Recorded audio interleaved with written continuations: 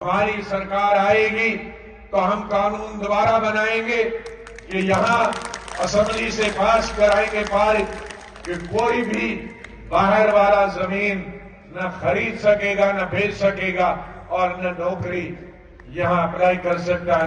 مل کے ہمارے کشمیری بھائیوں کے ساتھ تو ہمارے گجر بھائی نے ان کا مقابلہ کیا اور ملیٹنسی میں بھی ان کی ڈبل مار پڑتی تھی، کیونکہ ہمارے سیکورٹی والے بھی دیکھ کر داڑھی اور پگڑی وہ بھی انہی کو پکڑتے تھے اور ملیٹنٹ بھی انہی کو پکڑتے تھے۔ یہ کہتے تھے تم ملیٹنٹ ہو، وہ کہتے تھے آپ مخبر ہو۔ تو ان نے اتنی مار کھائی ہے بیچاروں نے، یہ کیسے زندہ رہی ہے یہ قوم میں جانتا۔ اس لیے جن کا اتنا ہم شکریہ کریں گے گجر برادری کا۔ آج پہاڑوں سے بھی آتے ہمیں دودھ دینے کے لیے، پہاڑوں سے کئی کلومیٹر دودھ، لسی، مکھن، گھی دینے کے لیے، ورنہ وہ بھی ہمیں باہر سے لانا پڑتا۔ تو یہ بھی ایک اندازہ ہے۔ ان کو اگر نیچی نظر سے دیکھیں آج تو اچھا نہیں ہوگا۔ میں نے اپنی پارٹی میں چودھری صاحب کیسا ہو چیف براؤن کا نمبر آزاد صاحب کا نمبر جناب غلام نبی آزاد صاحب، جناب غلام نبی آزاد صاحب، D P A P chief minister کیسا ہو، چیف منسٹر کیسا ہو آزاد صاحب، پیسے لے کر ووٹ دیتے ہیں۔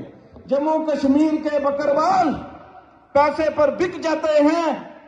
میں بتانا چاہتا ہوں یہاں سے، ارے یہ گجر وہ ہیں رکھتا ہوں اور مجھے فخر ہے کہ میں گجر برادری سے تعلق رکھتا ہوں۔ بڑے بڑے ٹرانسپورٹر باہر سے آتے ہیں، سارے پروگرام ہائی جیک کر لیے ہیں اور کی ضرورت ہے، وقت کی پکار ہے۔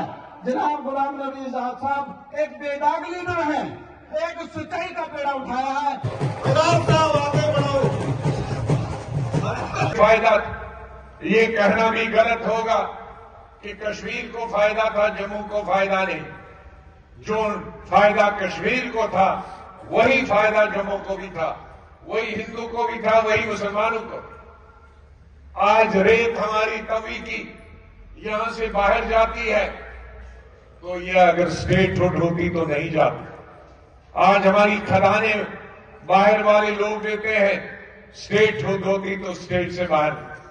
آج ہمارے ملازم باہر سے آتے ہیں، اسٹیٹ ہوڈ ہوتی تو وہ نہیں ہوتی۔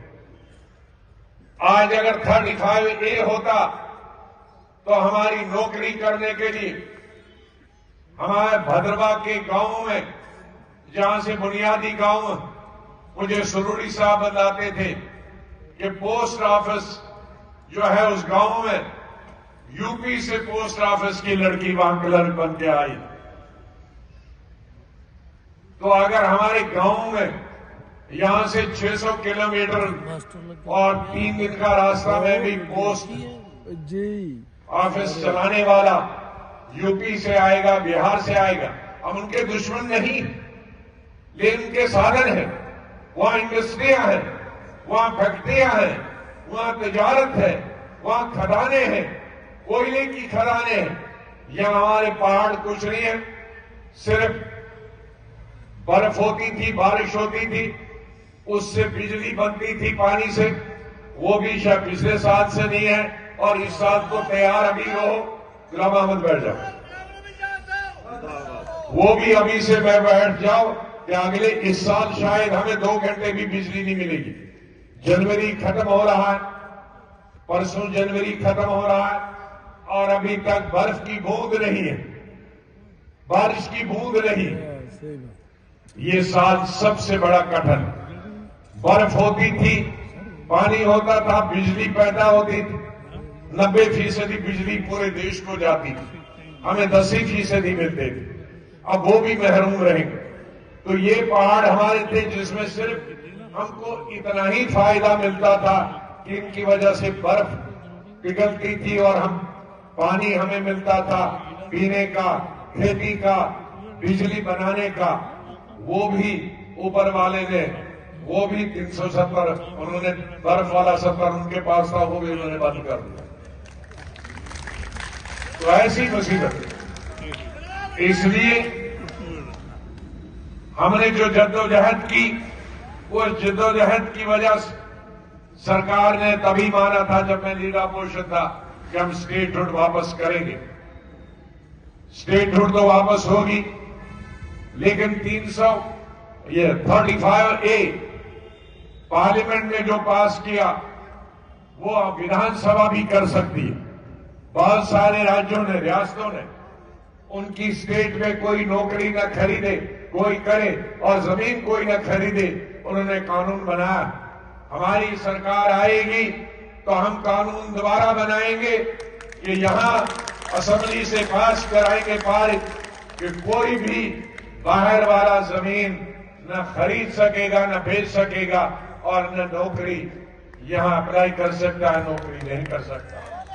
کیونکہ ہم نے، جیسے میں نے کہا کہ ہماری کوئی کوئلے کی کھدانیں نہیں ہے، ہماری کوئی ریل بنانے کی فیکٹری نہیں ہے جس میں 50,000 مزدور کام کریں۔ ہماری تو یہ سانبا کٹھوا میں فیکٹریاں ہیں، 4 آدمی، 5 آدمی کام کرنے والے، ان سے ہمارا گزارا نہیں ہوتا ہے، ہمارے مزدوروں کا گزارا نہیں ہوتا، ہمارے نوجوانوں کی نوکری کا گزارا نہیں ہوتا۔ تیسری بڑی چیز ہم نے کر دی ہے ٹورزم۔ میں نے اپنے وقت میں 22 ٹورزم اتھارٹیز بنائی تھی۔ جہاں جہاں بھی ٹورزم اتھارٹی بنی وہاں ابھی ہوٹل کا کام بھی چل رہا ہے، لوگوں کو تھوڑا تجارت بھی مل رہا ہے۔